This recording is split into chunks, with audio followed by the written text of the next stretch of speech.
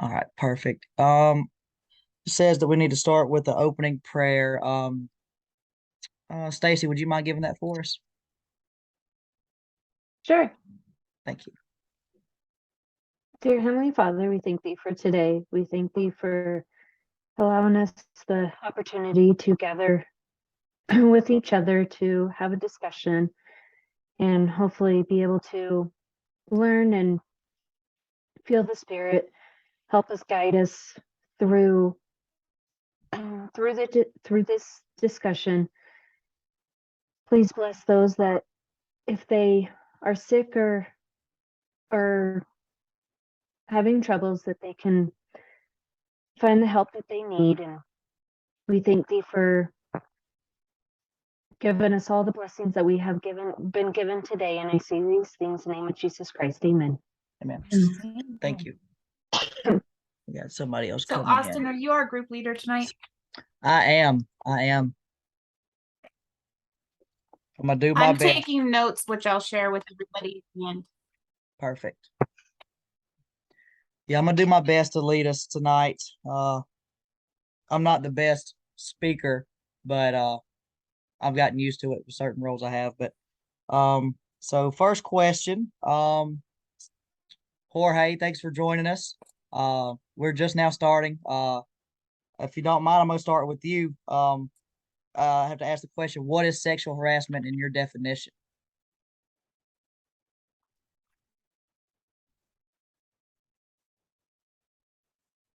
Can you hear me? I can. Yeah? Okay. Wait just 1 second. Let me get that for you. I have it on my computer here.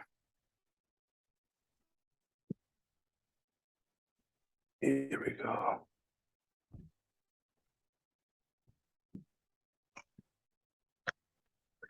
So I have any unwanted comment, gesture, or action that is sexual in nature, aside from unwanted touching of sexual body parts, which is sexual assault, that makes someone feel afraid, embarrassed, uncomfortable, or ashamed. Perfect. Thank you. Does anybody else have any thoughts on anything they would like to add to that statement? Or do you think he covered it well? He covered it well, but there's that other side of it where it's the boss that offers a job or benefit or something for sexual favors or whatever. That's a type of sexual harassment, but if we're looking at the broad overarching definition, Jorge pretty much nailed it. Yeah. Okay. Yeah, I think you did a great job explaining it. But we're going to get into the types of it here in a little while. The next question, based on Martinez's story, does her situation constitute sexual harassment? Michelle, would you like to tackle that one? It's a no-brainer. Yes, it does constitute sexual harassment. Why do you think? Because so what we hear is, first of all, we've got our eavesdropper who's hearing this conversation she's having with who we later find out is her sister.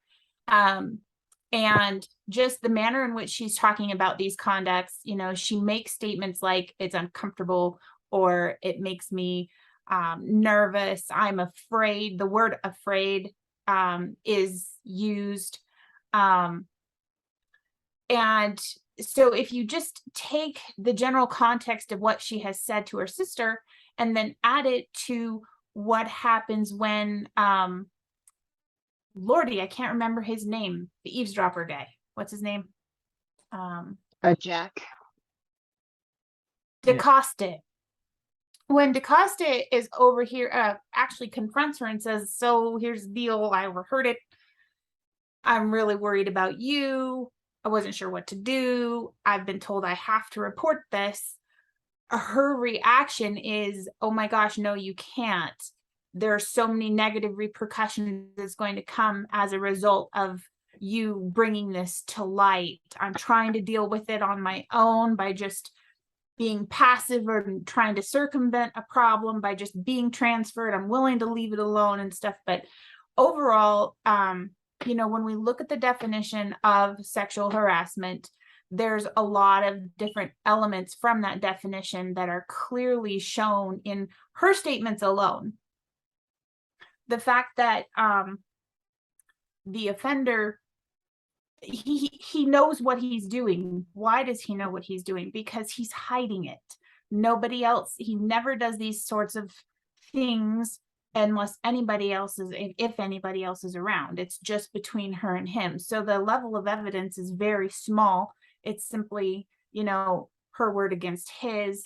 And I'm sure that is a deliberate behavior based on, what we've read in the whole case study.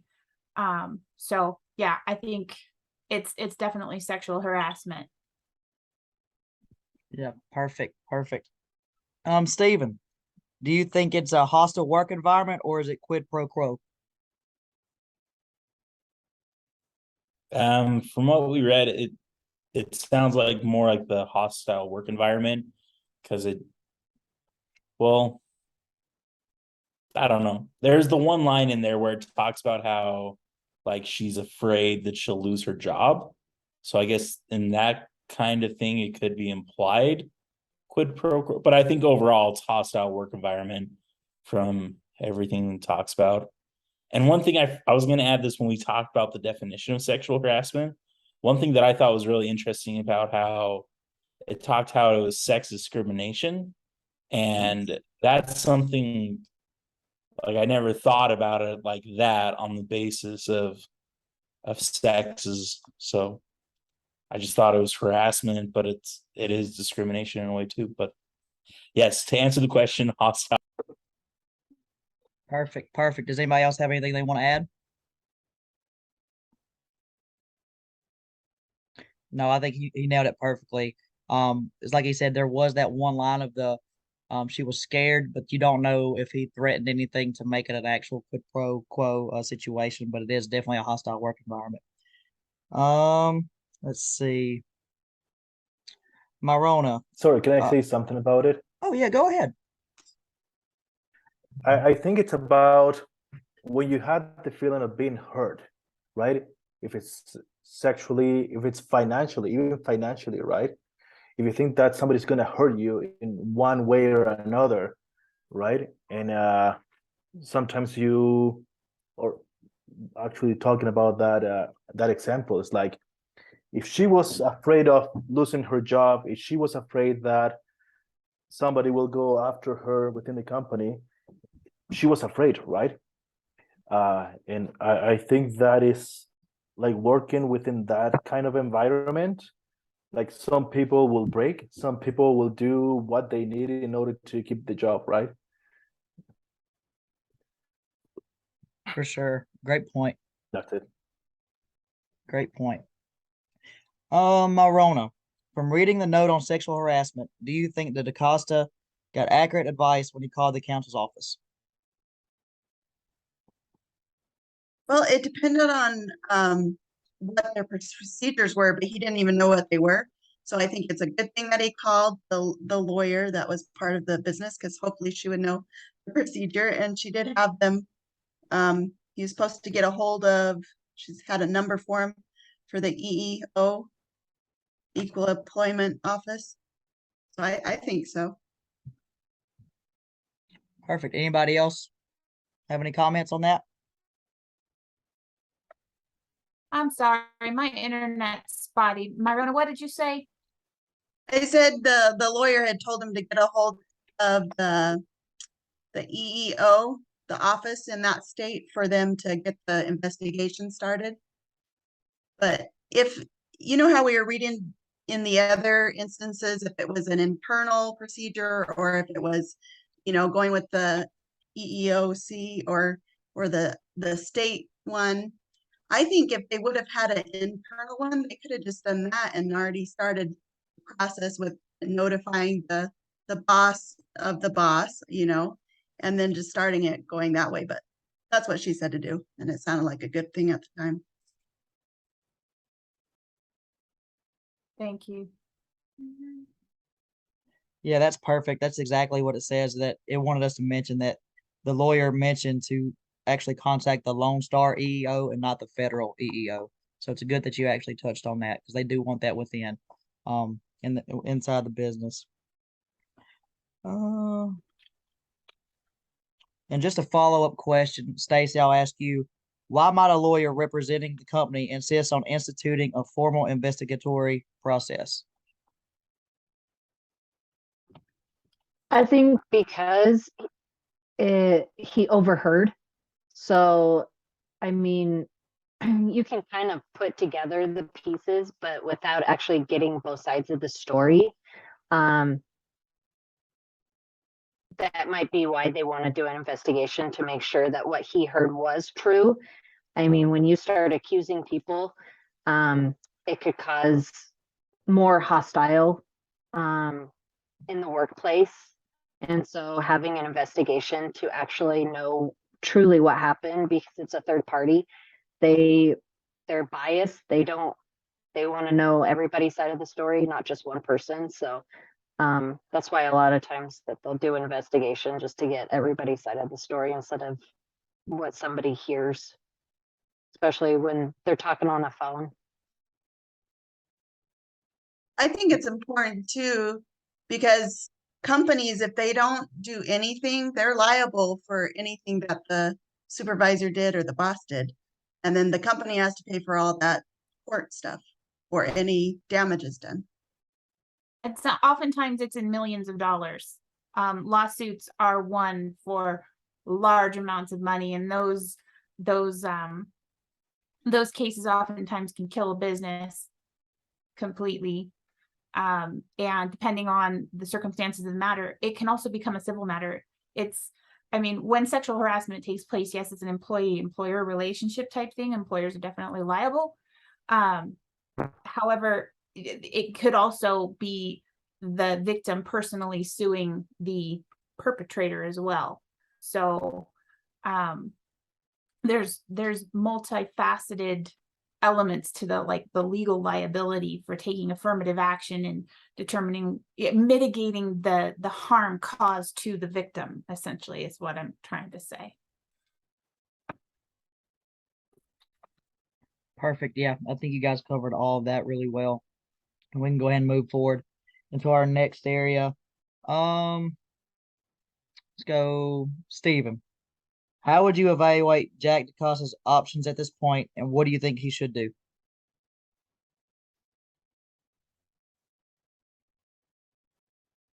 I don't know. He's in a tough spot because I don't know. I think it's weird with sexual harassment not to have the person being harassed involved. Just because, like, if he reports it and it turns into like this whole thing, well, like he did, and now they do the investigation and now they bring it to her attention. I think sometimes we think like, oh, it's a good thing because that way we're going to get this taken care of, but it might not be a good thing for her. Like it might ruin her like career, and like we've seen it where it's like this information gets out and then a label's put on the person, and so it is kind of weird. I get why like an employer's like, we need to do this because we have to protect the company, but at the same time, I think Jack's in a tough spot because now there's going to be some maybe potential repercussions against the employee as well. I liked really how they pursued the harassment claims. The internal procedure, it said that they try to, once the claim, I mean, once it's brought forward that something happened, the employer is supposed to go ahead and try to get them to file a claim that something happened. And then they go through and try to get things helped out for the person that was victimized. They try to keep that person, the person that was allegedly causing the problem, away from them. And then they can also do training, and they can also reprimand, hey, stop doing what you're doing. It's not part of our procedures or policy or whatever. So I think that if companies have an internal thing, seems like it would flow more easily than turning it over to federal and saying, hey, go for it, investigate. And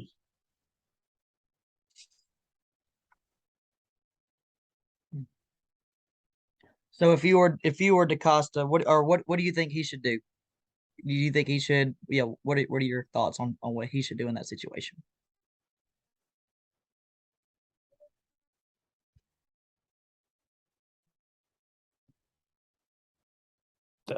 I think he should talk again with Julie, and I don't know.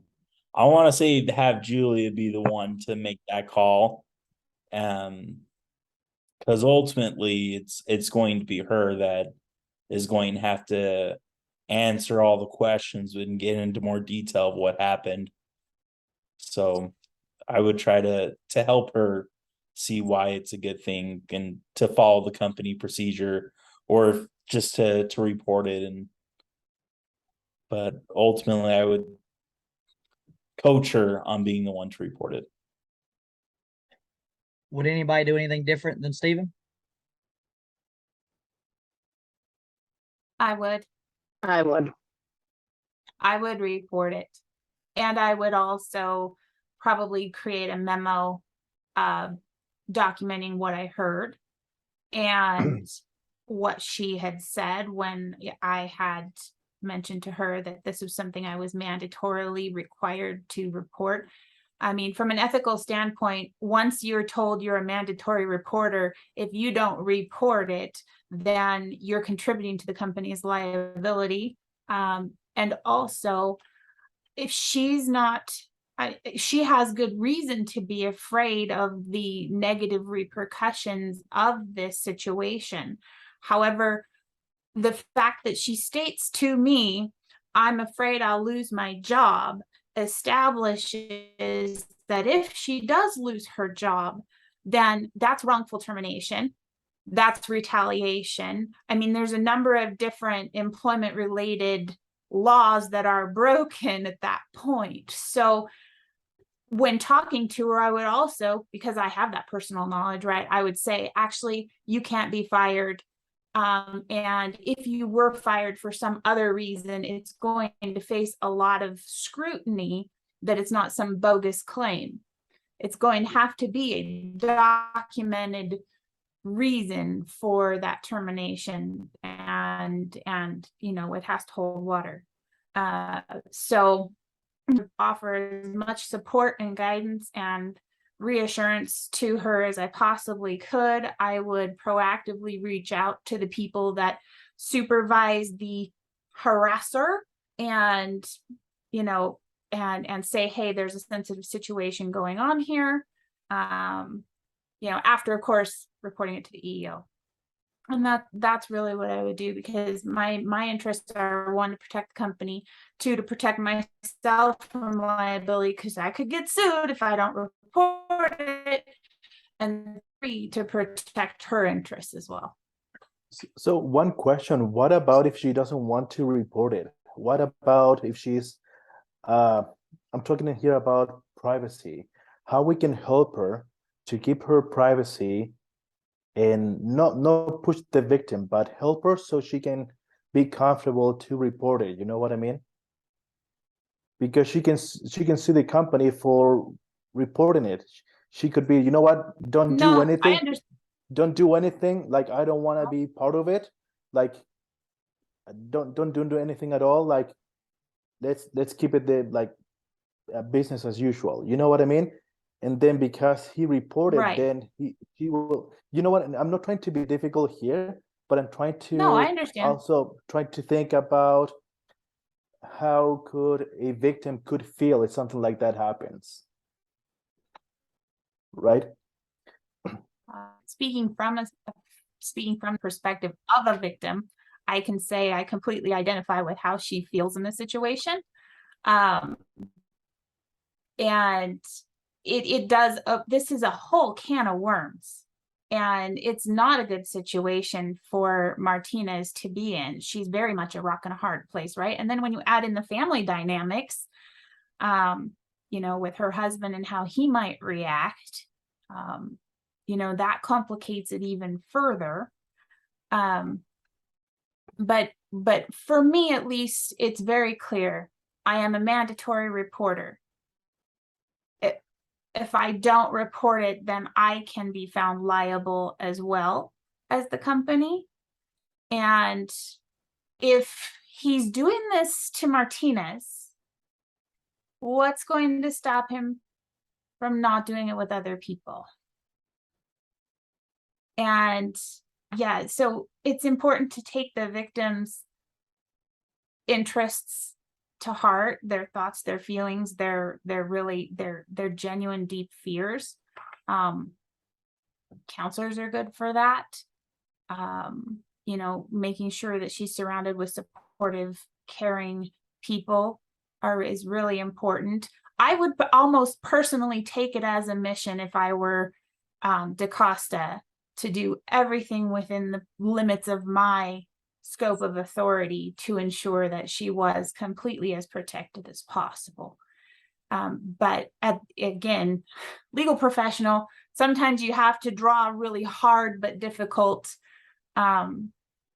delineations, and the end of it is that if I don't report it, then I can actually be seen as someone who's aiding and abetting. And there's, you know, that other liability piece.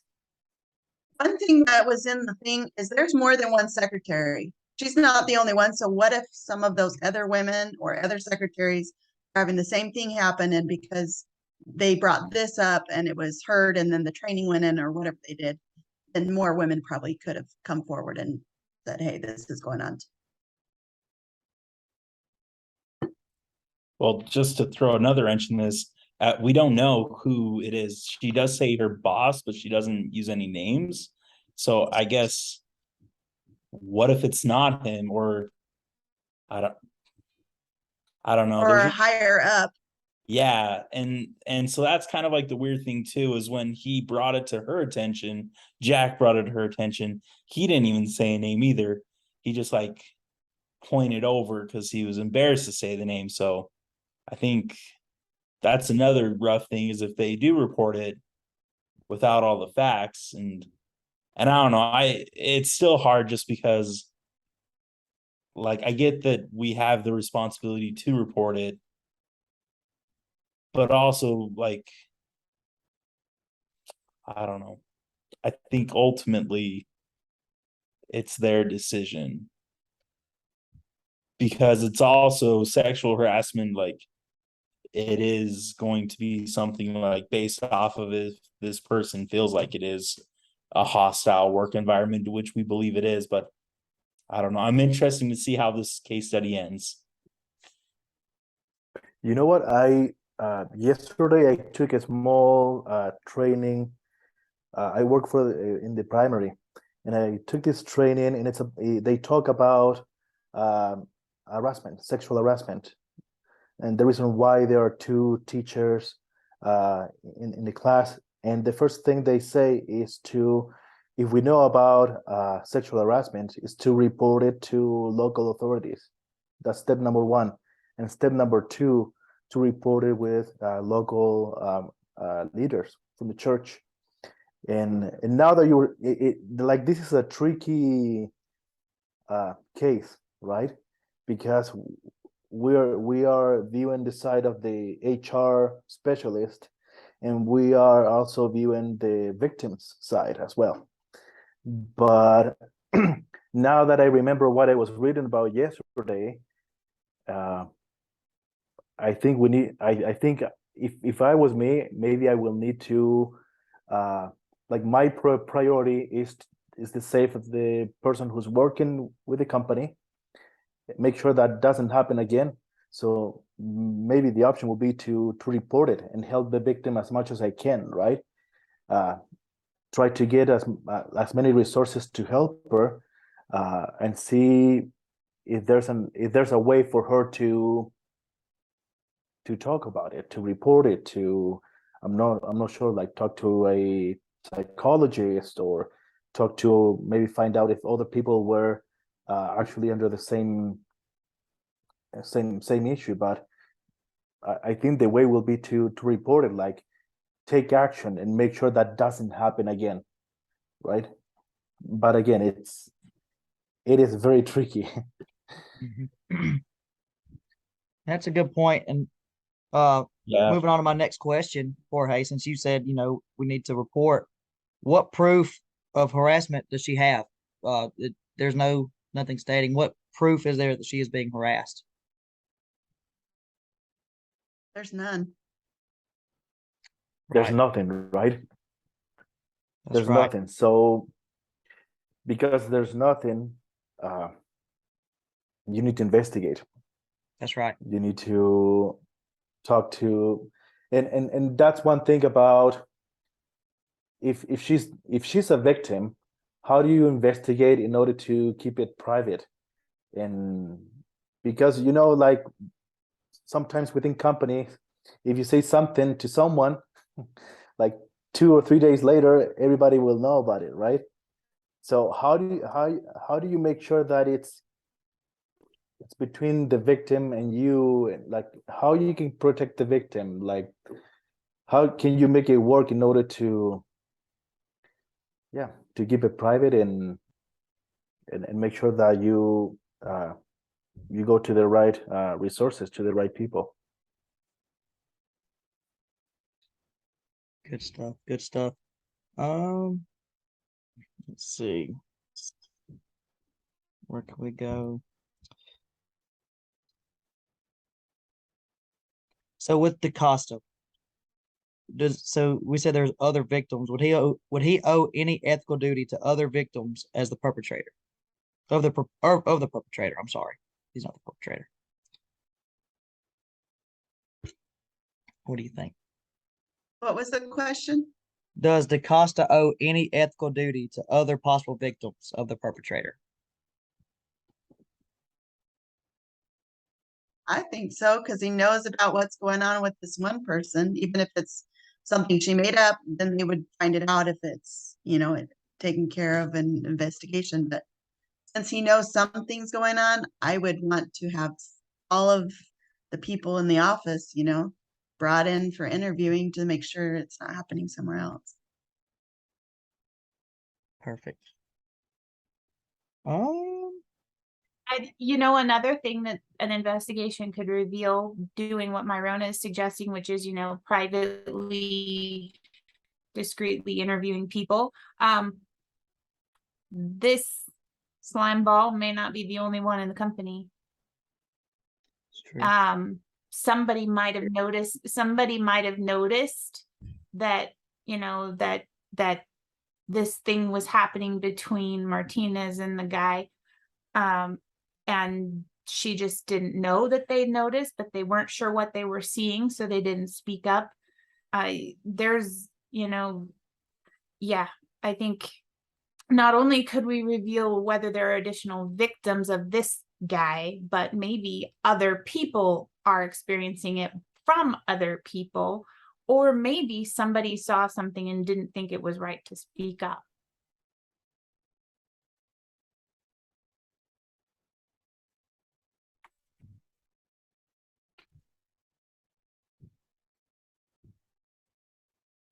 Thank you. Thank you for all your comments. We're going to move forward because we're already past 9 o'clock. Next to our part 3.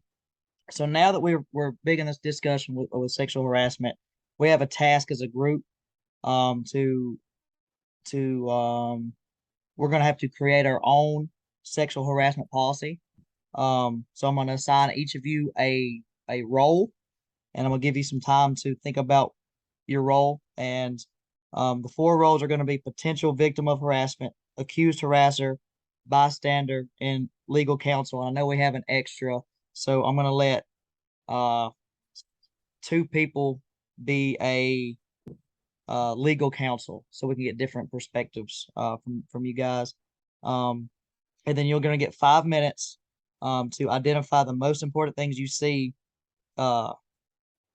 in the well, first we got to come up with a policy. Let's first come up with a policy for our new company. BYUI group is how they label it. So our BYUI group, how would we start a harassment policy?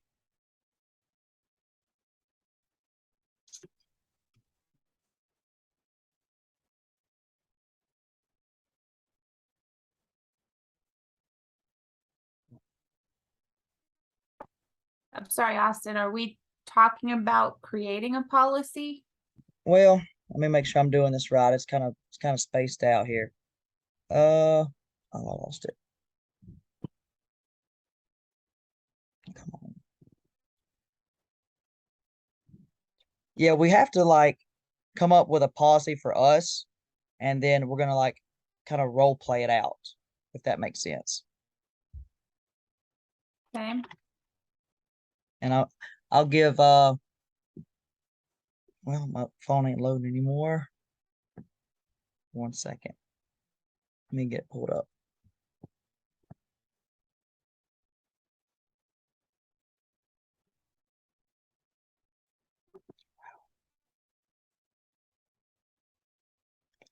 We'll So let is each policy gonna be different for each of those people, or is it believe- everybody kind of inputs in it?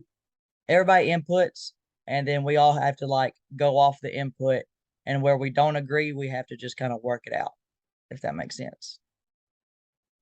If I could get this to pull back up. Let's see.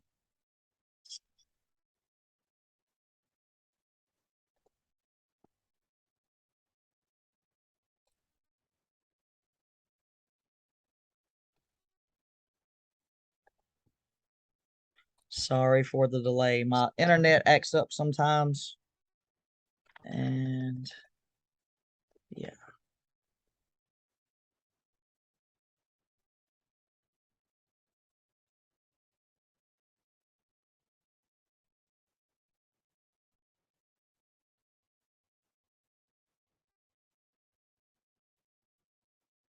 Yeah, okay. So what we're gonna do is we're gonna consider a company's sexual harassment policy, and I'm gonna assign each of you a role. Given your assigned role, identify the most important things you want to see in this new policy and procedure that your organization is formulating to govern sexual harassment issues. Be prepared to defend your choices.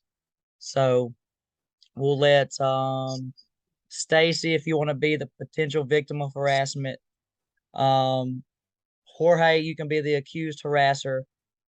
Um, Myrona, you can be the legal counsel. Stephen, bystander, and Miranda, you can be the other legal counsel. That sound good? And then just take 5 minutes and come up with some important things that you want to see in the new policy and procedures with your role. And then we'll come back in 5 minutes and discuss them together as a group.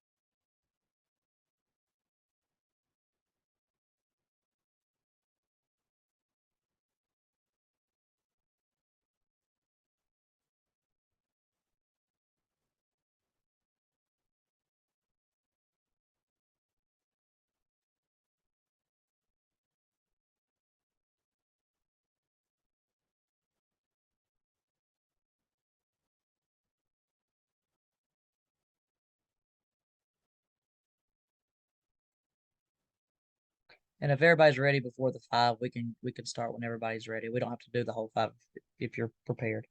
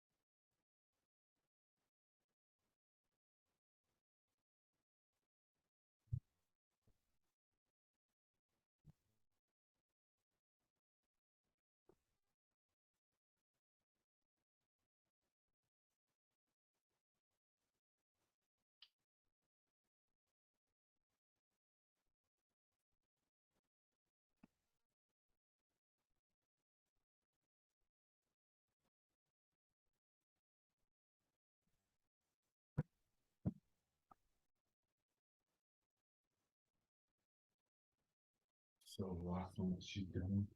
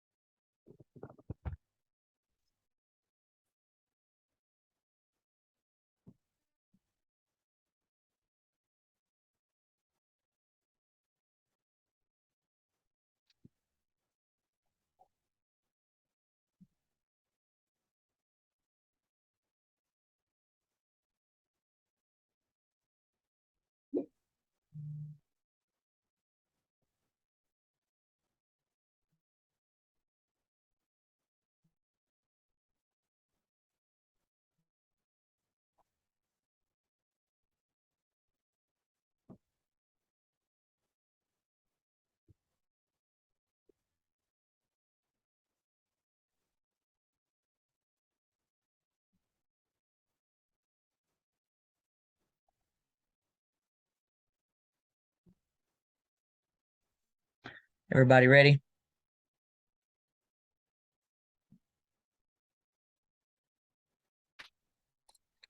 All right. Stacy, we'll start with you as the accused victim. So I actually work for a hospital.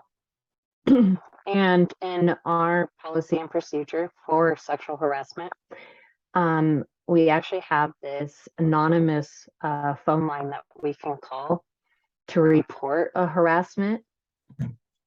And all you have to do is tell them which department that you're in, and then they follow up with an investigation. And then once they talk to everybody, then they bring you in and actually get your side of the story.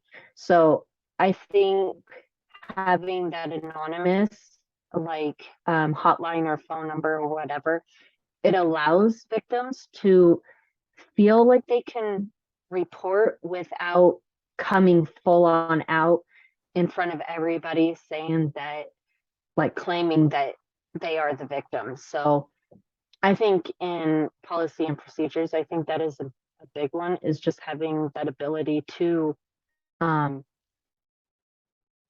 initiate that that response. Perfect. Perfect. Alleged harasser. I'm the bad guy, right? Okay, so I have a few points here. For me, also to find out the legal requirements on that policy, like if it's defined, if it defines behavior that constitute harassment, if it defines behavior that pretty much trying to find a loophole in order for me to I don't know, like get the best result for me, like if by finding the loophole, if that will reduce the chances for me to get reported.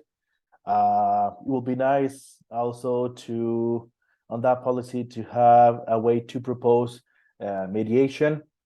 So before a formal investigation is initiated, have the chance in order to work with a third party for a mediation, and also have access to a legal advisor. So that's how, if I'm the bad guy, I will try to cover myself if I find those kind of solutions within the policy. Perfect. Perfect. Bystander. I would want to make sure that there's confidentiality.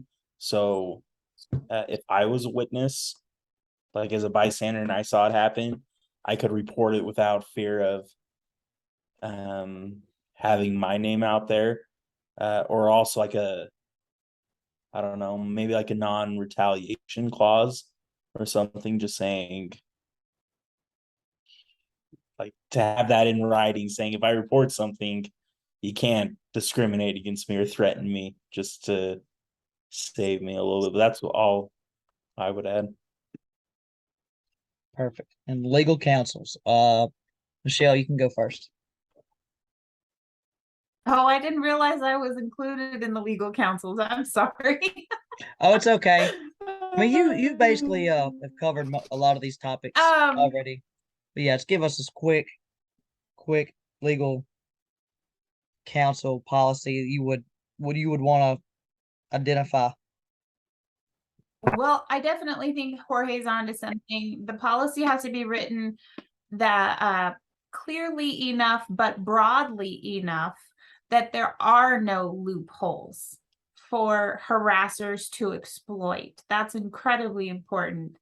I think that it's also important that that training, onboarding training includes the sexual harassment orientation, the company's policy on it. And you know, with my HR hat on, because that's where I'm at right now, is the climate of the company needs to be pretty clear that this is a zero tolerance policy on sexual harassment. What is a zero tolerance policy? Define it. What is sexual harassment? Define it. In fact, like, not just define it as in unwanted touching, bumping, brushing, petting, you know, physical contact, cornering someone, alienating them out of a group. Those kinds of things also can be seen as unwanted and create a hostile work environment. And I think that the policy should also cover, you know, that formal investigations will be promptly launched, and that it's taken very seriously, and that for those found to be involved with sexual harassment, it's an automatic walking papers for them. You just don't get to stick around.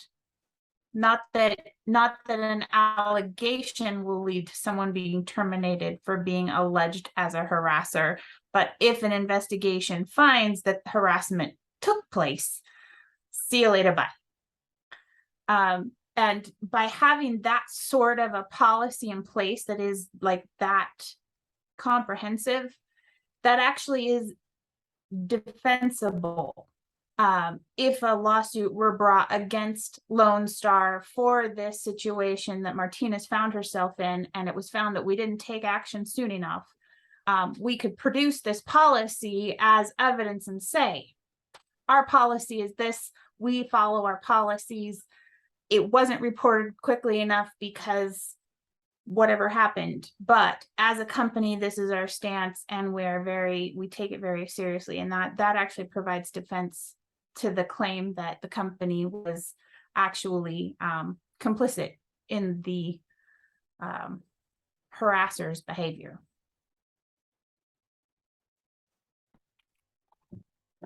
Yeah, you nailed that.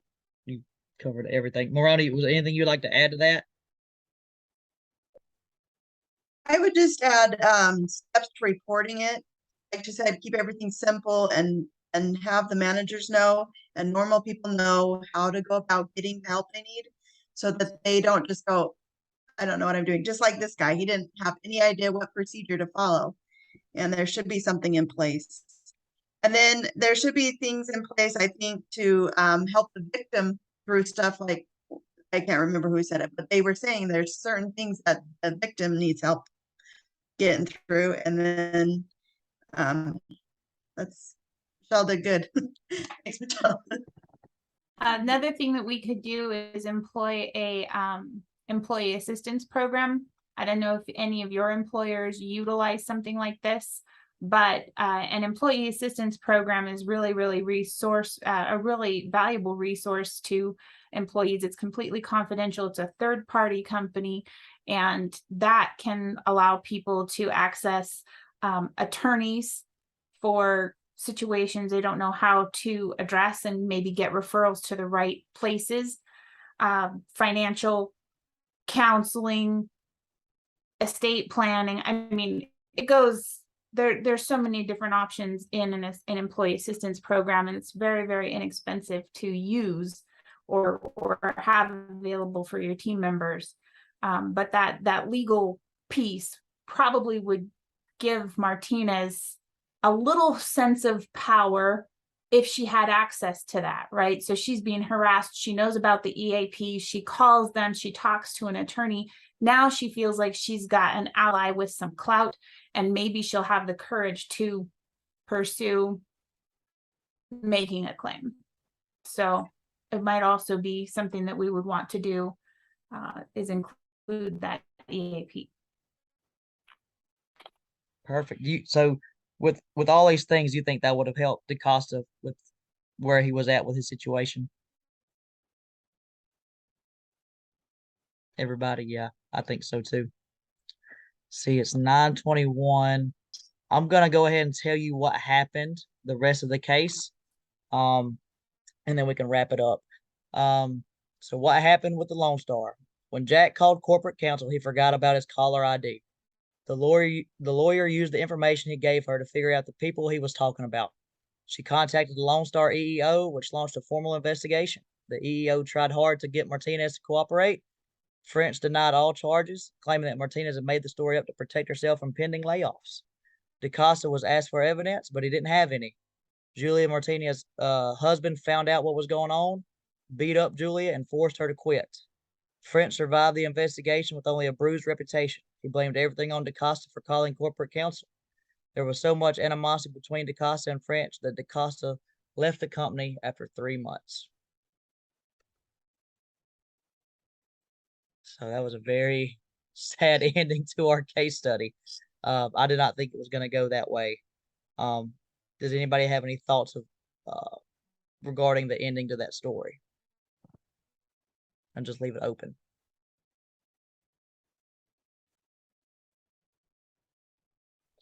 Now I'm It's mad sad at it went that way. Yeah, me too.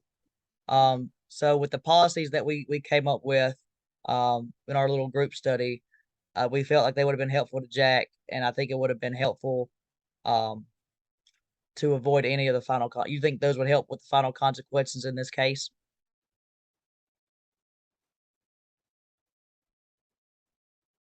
I think by incorporating sexual harassment training at onboarding, that can really, especially if you present it strongly and, you know, very firmly that absolutely it's a zero tolerance, absolutely we will treat it with the utmost care and confidentiality, be as fair as possible. I think everywhere that I've ever worked, that's been part of the onboarding. Everywhere that I've ever worked, you know, they make it pretty clear. And you have to attend the training once a year too. That's the other thing.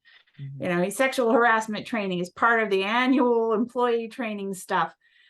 Just to remind you, this is not allowed. If you do it, you're going to get in trouble, and we don't want that here. And also, because everybody knows the company's position on it, it provides, I'm losing the word, but essentially it creates a climate of within the company that it's just not a thing. It's not something that's done. And if you do it, you're going to be not part of the group. You're not gonna want to be there because nobody's gonna like you and nobody's gonna want to collaborate, and you get what I'm saying. And you know what? Another thing to add to it is, I think the company needs to review it on a regular basis, because sexual harassment back in the 50s, it's very different how we see it today, right? So, and everything's changing so fast today, like every 5 years, every 10 years, that I think that kind of policy needs to be reviewed to keep it up to date in order to protect the victim, in order to protect the company, right? Yeah, I kind of just to add on to what both of you were saying, that constant training and that constant like talking about it might have made Julia feel more comfortable with bringing it up herself instead of feeling like she had to hide it. And ultimately it sounds like it didn't work out for her, sadly, which sucks, because it's like this should have been a good opportunity for her to be able to feel safe while at work. But I think making sure that like empowering employees to make sure they feel comfortable with those things before it happens. Because sometimes, like, once it happens, it feels like it's too late. So I love that idea of doing it in, I know my company does it in new employee orientation, and we make everyone do a review every year. And it's sometimes people are like, oh, really? We have to take this quiz again? But it's good just to have that fresh on everyone's minds. That's another thing too, is creating a document trail. You know, when you sign your onboarding paper, you provide them with the sexual harassment policy, you go through the training with them, they have to sign something that says, I attended sexual harassment training, I understand if I do these things, I'm bad and nobody likes me and I could be fired and legally responsible. I understand if I'm a victim that I'm supported and honored here, and I am empowered to disclose inappropriate conduct. I understand if I witness inappropriate conduct, I am, per company policy, required to report it. That if all that stuff is on a document that the team member then signs and it's renewed every single year, again, that's another way to make it clear to everyone it's not tolerated, the victims are honored and empowered, that the company is protected from a liability standpoint as well.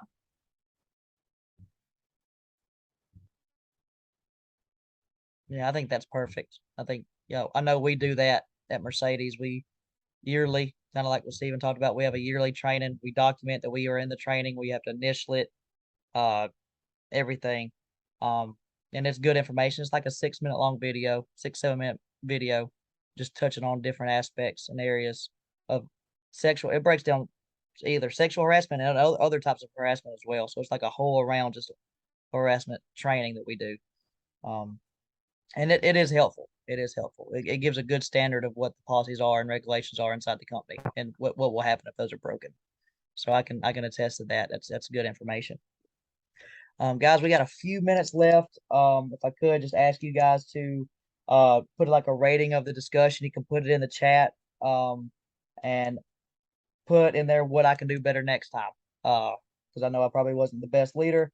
Do something that you might have liked, and definitely something I can do better for the next time I give a group discussion. And while you all do that, I'll just ask one quick question to everybody as I go around. What was the most important thing that we learned from this case? Stacy, I'll start with you.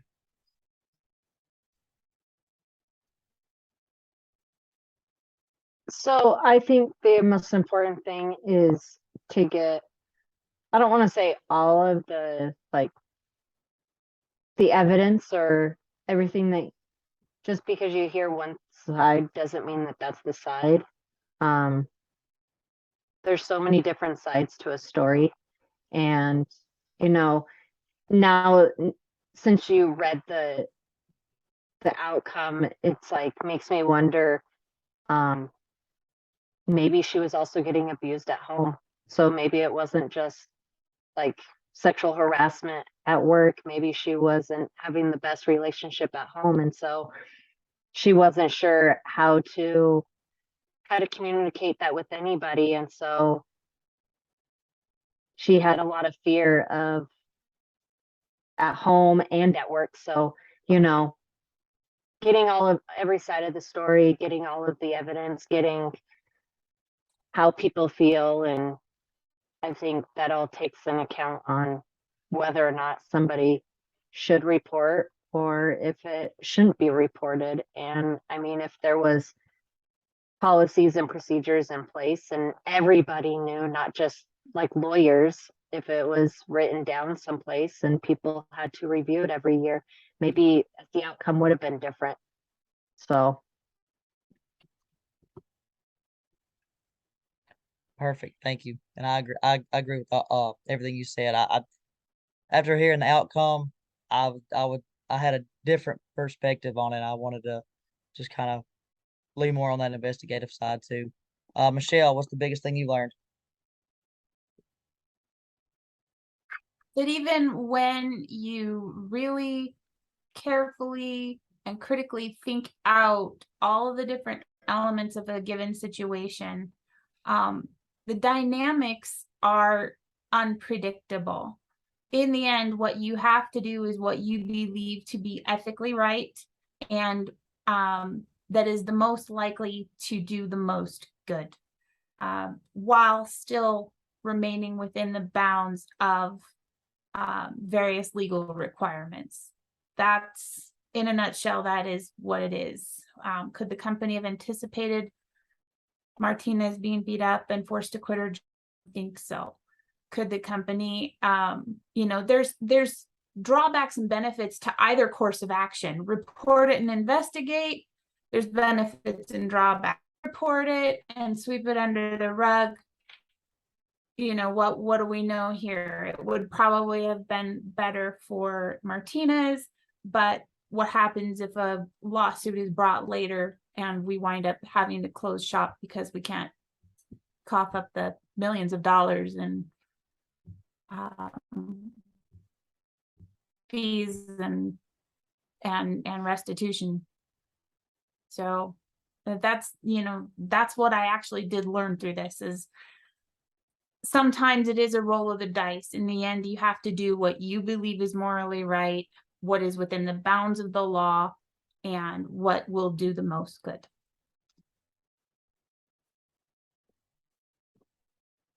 Perfect. Thank you. Stephen, what's something you learned?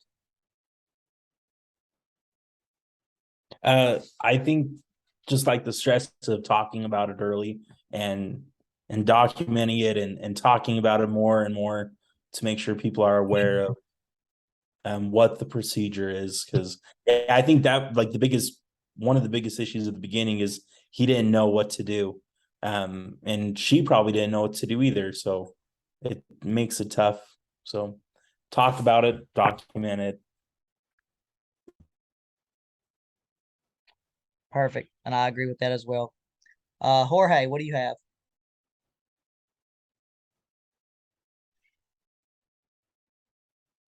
So what I have here is to take action. Even if you don't know what you need to do, take action. Find the resources and do the right thing, right? Sounds cheesy, but do it right, make it right. Maybe that situation could have been avoided. Maybe that result wasn't necessary if somebody took the right steps to make it right for the victim and to make it right for everybody. Because today will be Martinez, tomorrow will be somebody else, right? That's right. So I think take action and do the right thing. Perfect. I love that too. And to finish it off for us, Marona. I just found it very interesting how we need policy and we need procedures, because this guy, I mean, he was an engineer, he was into the financial, and then maybe he wasn't a manager, maybe he didn't know everything, but the importance of training and knowing, I mean, everybody on the same board would have made this a lot better, and how important it is to have that in place. I agree. Guys, our time's up. Thank you guys. You were all great, all engaging, all prepared. You made it so easy for me to be a leader. I appreciate you all. We'll go ahead and call it a night. See you all next week. I appreciate you all. Thank you. Jorge, I love your shirt. Hey guys, Thank you. hey guys, do Thank we you. want to try to have like a rough draft due this Saturday, kind of just on our doc, and then we can finalize everything next Thursday, Friday? Yeah. Is that Sounds good good. for everybody? Yeah, it sounds good to me. Alright. Austin, real quick, what's your area code? 205 Which number is 205-586-6167. okay? I'll message you because we're doing the one problem together. That's right. So I'll text you. We can come up with some solutions, and yeah, we'll be good. Sounds great. Yep. Can't wait for that. Okay. Alright. Thank you. Bye, guys. Thank you, guys. Bye.